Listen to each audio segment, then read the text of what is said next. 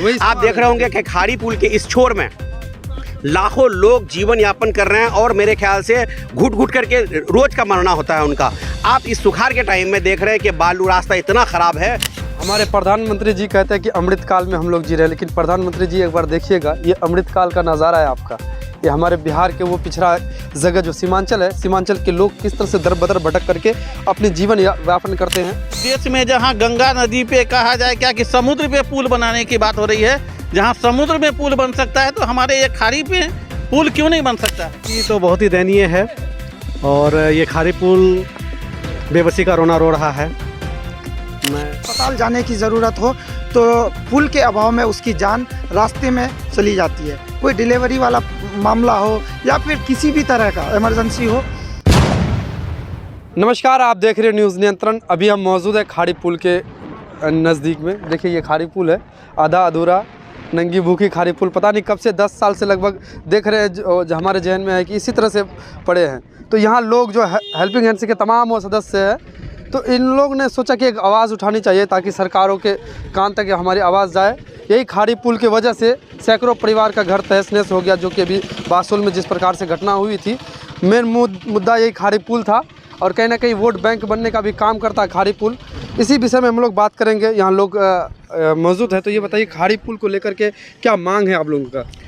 खाड़ी पुल को देख करके और इस एरिया को देख करके तो हमको ऐसा लगता है कि शायद हमारा देश अभी तक आज़ाद हुआ है कि नहीं हुआ है, कि अभी भी हम लोग गुलामी में ही जी रहे हैं।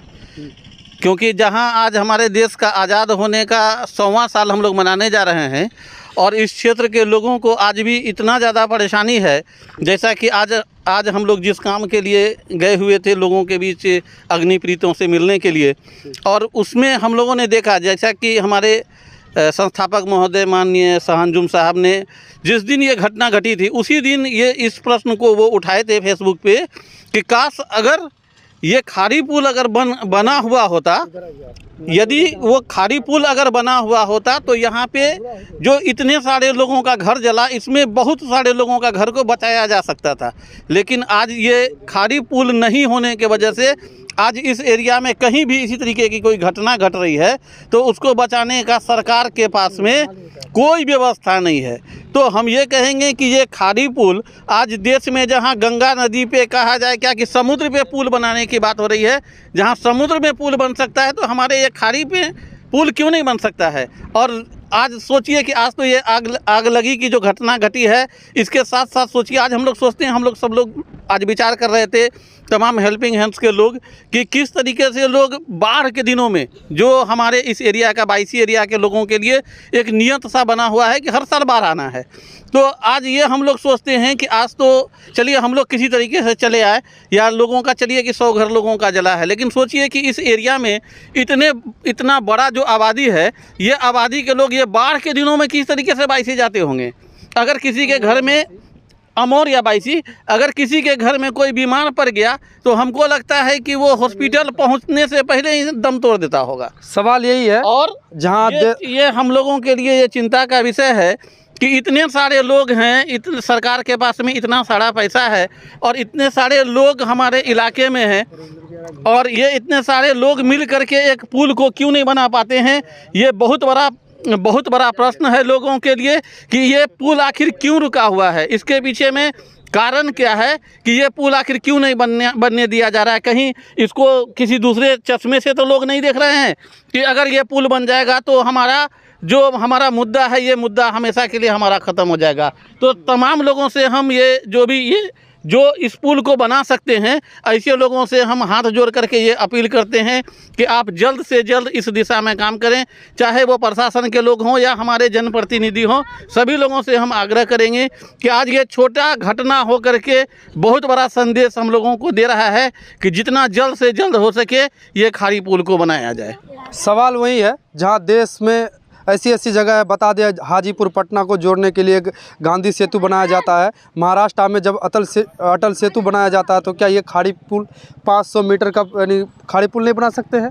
आप देख सकते हैं आधा अधूरा खाड़ी पुल का स्थिति, जिस तरह से कई लाखों आबादी का यानी आगमन है रोज़ का, लेकिन यहाँ लोग जो आए हैं यही मांग कर रहे हैं खाड़ी पुल को लेकर के। खाड़ी पुल बनना इतना आवश्यक क्यों है? वो तो आप तो देख ही रहे हैं और हम लोग भी देखे आकर के। हम लोग तो हमेशा तो नहीं आते हैं इधर, आज हम लोग हेल्पिंग हैंड्स की तरफ से आए थे। वो देख रहे हैं स्थिति तो बहुत ही दयनीय है और ये खारी पुल बेबसी का रोना रो रहा है। मैं ज़्यादा क्या बोलूँ, धन्यवाद। क्या सरकार हम लोग के साथ ज्यादती करता है? सीमांचल वासी के साथ इस तरह की दुर्व्यवहार करना कितना उचित है? देश का अंग ये भी सीमांचल है, क्या इस सीमांचल के नज़रिया उन लोगों के लिए अलग है? देखिए, जैसे कि एक बात बताना है कि हम लोग आवाज़ उठाने के बारे में जो बोला गया, अब मैं आपके चैनल के माध्यम से एक चीज़ बताना चाह रहा हूँ कि कोई भी इस खाड़ी पुल को लेकर के ऐसा नहीं है कि सरकार बेसुध है, सब कुछ जानती है। वो बड़े बड़े नेता आए, उतरे, पानी में उतरने का काम हुआ, हज़ारों लोग हैं, सोशल मीडिया का ज़माना है, कहीं ना कहीं लोग जो है सोशल मीडिया और चैनल के माध्यम से रोज़ सरकार से गुहार करती है, मांग करती है जनता कि हम लोग बेबसी में जो ज़िंदगी जी रहे हैं, लाचारी की ज़िंदगी जी रहे हैं और लोग देश आज़ाद होने के बावजूद भी ऐसा लग रहा है कि ग़ुलामी की जंजीरों में कैद है।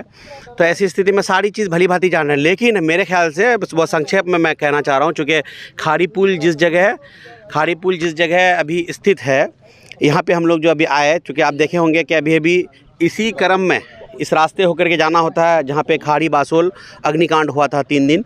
तो बाईसी की एक समूह, एक टीम है जिसको हेल्पिंग हैंड्स के नाम से जाना जाता है, जिनका पिछले 4-5 साल में ना काफ़ी योगदान है इलाके में। और वो हेल्पिंग हैंड्स में जो लोग भी हैं, तो किसी का कहीं कोई ये नहीं है कि कोई सरकारी मदद है, किसी NGO की तरफ से लोग अपने अपने निजी कोष से कुछ पैसे जमा करते हैं और आपदा के टाइम में लोगों के साथ खड़ा होने का काम करते हैं। तो इसी कड़ी में जब आज हम लोग खाड़ी बासोल गए, हेल्पिंग हैंड्स बाईसी का जब जाना हुआ, तो लोगों ने सोचा कि पीड़ित परिवार के साथ में जो भी बन पाता है उनके साथ हम खड़ा होने का काम करें।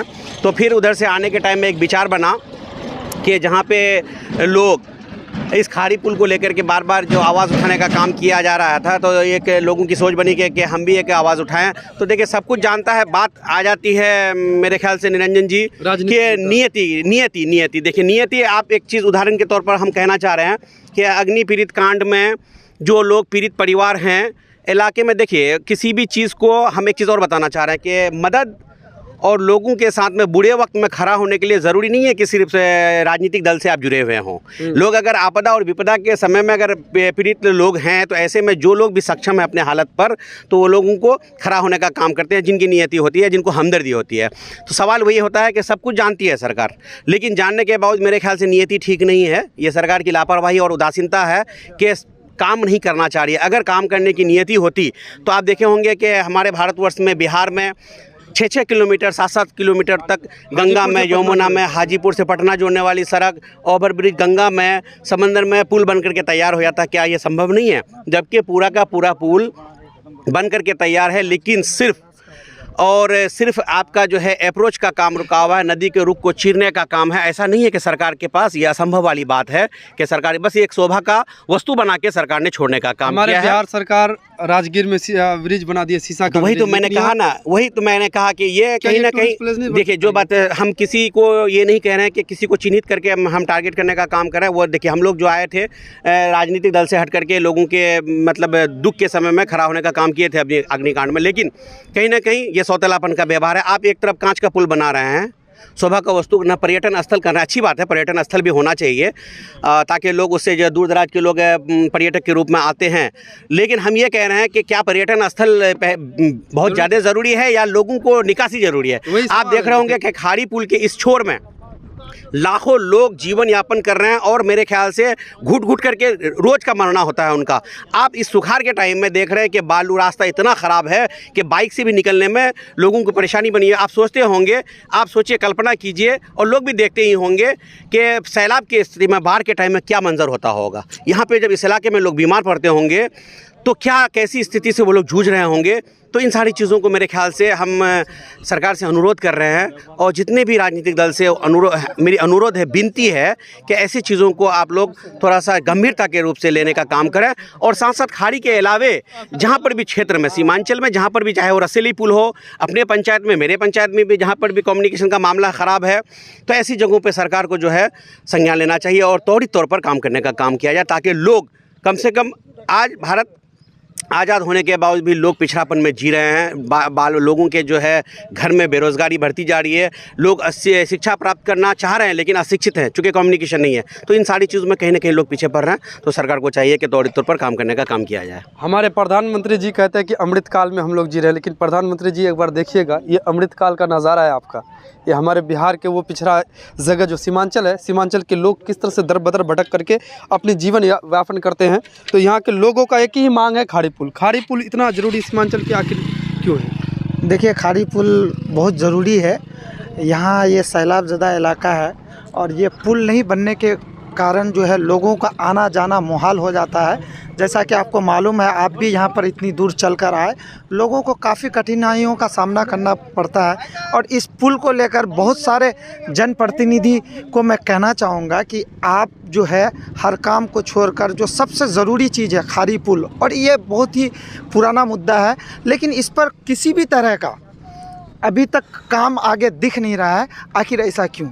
सरकार अगर चाहे तो समुद्र में भी बड़ा जो है पुल का निर्माण कर देती है, लेकिन यहाँ जो है एक इलाका, बहुत बड़ा इलाका है, जिनको बहुत कठिनाइयों का सामना करना पड़ता है। यदि अगर किसी को अस्पताल जाने की ज़रूरत हो तो पुल के अभाव में उसकी जान रास्ते में चली जाती है। कोई डिलीवरी वाला मामला हो या फिर किसी भी तरह का इमरजेंसी हो तो रास्ते के अभाव में उनकी जान गाड़ी में ही चली जाती है।